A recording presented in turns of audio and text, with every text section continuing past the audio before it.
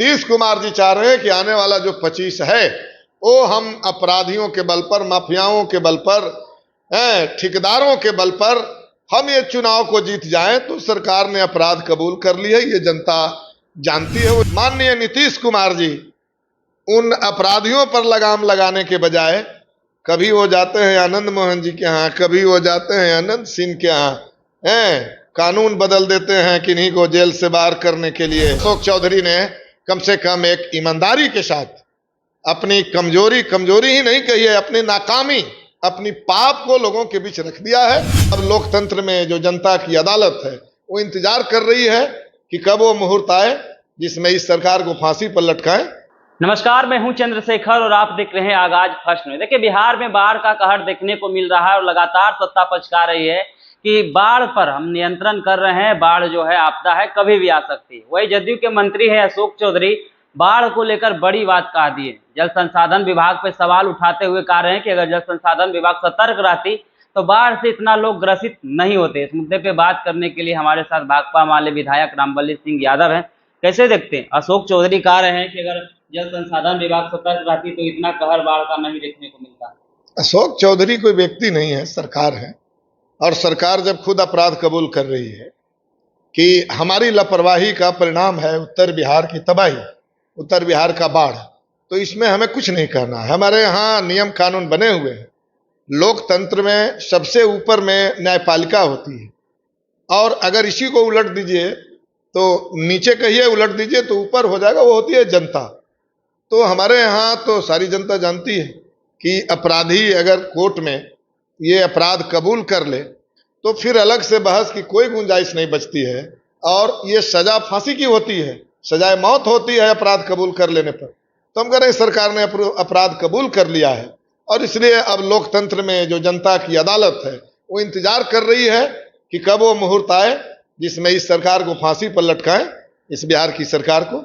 बस इतना ही बात है। विपक्ष के लोग लगातार बाढ़ को लेकर सरकार से सवाल कर रहे हैं, लेकिन सरकार की तरफ से हमेशा बचाव किया जा रहा है। जो कार्य बाढ़ में हो रहा है उसको सरकार गिनाने में लगी हुई। वही जदयू के ही मंत्री हैं अशोक चौधरी, इस प्रकार के बयान दे रहे हैं, क्या दर्शाता है? नहीं, वो अलग है ही नहीं भाई। आप अशोक चौधरी को एक व्यक्ति क्यों मान रहे हैं? हम विधायक 243 हैं, वो सब अलग अलग है, लेकिन सरकार एक होती है ना। सरकार में एक होती है, एक कैबिनेट होती है। उस कैबिनेट के एक मंत्री बोल रहे हैं, सरकार बोल रही है।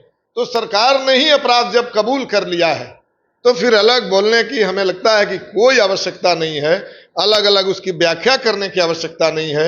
बिल्कुल अशोक चौधरी ने कम से कम एक ईमानदारी के साथ अपनी कमजोरी ही नहीं कही है, अपनी नाकामी, अपनी पाप को लोगों के बीच रख दिया है।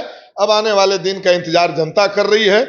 इस सरकार को कब सजा दें अपराध के लिए, कब सजा दें तबाही के लिए, बस मुहूर्त आए और इस सरकार को सजा मिलेगी, जनता तैयार है। अपराध को लेकर तेजस्वी यादव लगातार ट्वीट करते रहते हैं और फिर जो है राजद नेता को गोदली मारकर हत्या कर दी गई। रोज बरोज जब से नीतीश कुमार जी भाजपा के साथ गए हैं, रोज बरोज दक्षिण बिहार में तो कहिए कि तांता लगा हुआ है। अब इसका भी कहीं उदाहरण खोजने की जरूरत है। मुकेश साहनी जैसे वीआईपी के सबसे बड़े नेता के पिताजी की हत्या हो जाती है सोए हुए स्थिति में। संजय मांझी का हाथ काट लिया जाता है।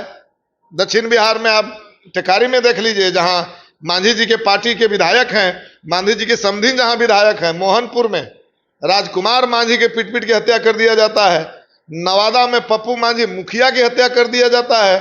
नवादा में गरीबों को घरों में आग लगा दिया जाता है।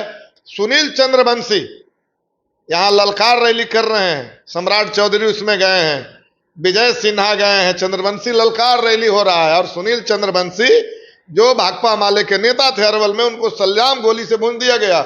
और माननीय नीतीश कुमार जी उन अपराधियों पर लगाम लगाने के बजाय कभी वो जाते हैं आनंद मोहन जी के यहाँ, कभी वो जाते हैं अनंत सिंह के यहाँ, कानून बदल देते हैं किन्हीं को जेल से बाहर करने के लिए, किन्हीं को जेल से बाहर करने के लिए साक्ष्य नहीं जुटा पाते हैं। तो अब नीतीश कुमार जी चाह रहे हैं कि आने वाला जो 25 है वो हम अपराधियों के बल पर, माफियाओं के बल पर, ठेकेदारों के बल पर हम ये चुनाव को जीत जाएं। तो सरकार ने अपराध कबूल कर लिया है, ये जनता जानती है। वो इंतजार कर रही है कि 25 आए और इस सरकार को फांसी पर लटकाएं। जब आप हमारे लिए नियम बना हुआ है कि हम अगर सुप्रीम कोर्ट में, हाई कोर्ट में अगर सजा, अपराध कबूल कर ले तो हमारी सजा फांसी होगी, तो आपको क्या मिलेगा? इसलिए ये सरकार बहुत जल्दी फांसी पर लटकने वाली है, बस समय का इंतजार है। आप कह रहे हैं नीतीश कुमार अपराधियों के यहाँ जाते हैं, लेकिन नीतीश कुमार तो हमेशा कहते हैं कि अपराधियों के ऊपर तुरंत कार्रवाई की जाती है। मैं अपराधी नाम नहीं बोला, हम कह रहे हैं कि जिनको अभी नाम मैंने लिया, मैं अपराधी नहीं कहा, नीतीश कुमार ने ही अपराधी कहा उनको।